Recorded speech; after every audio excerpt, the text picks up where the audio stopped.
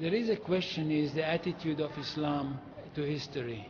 And in fact, what we find, the basic attitude is that all history is in fact an Islamic history. That means that all the major figures of history basically are Muslims. From Adam down to our own time.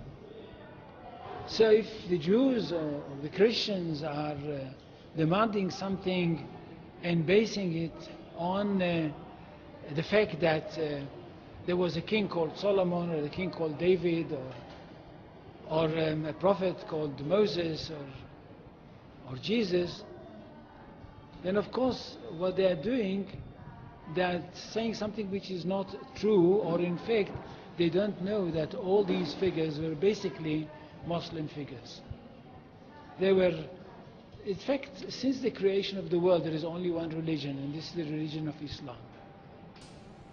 So if anybody says, look, there is a place which is connected with Solomon, and that's the place where the Temple of Solomon stood, a true Muslim would tell you, yes, absolutely right, but don't forget that Solomon was a Muslim, and David was a Muslim, and Abraham was a Muslim, and Isaac was a Muslim, and Jesus was a Muslim. And this is what I mean by the Islamization of history. And you can understand that through Islamization of history, you've got Islamization of geography. Anywhere which was connected with these people, or with these prophets, which were all Muslims, becomes a Muslim territory.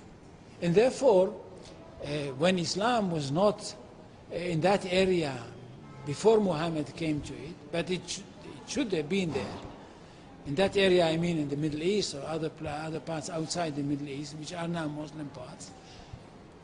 Any place like this had to be freed, not to be conquered, had to be liberated.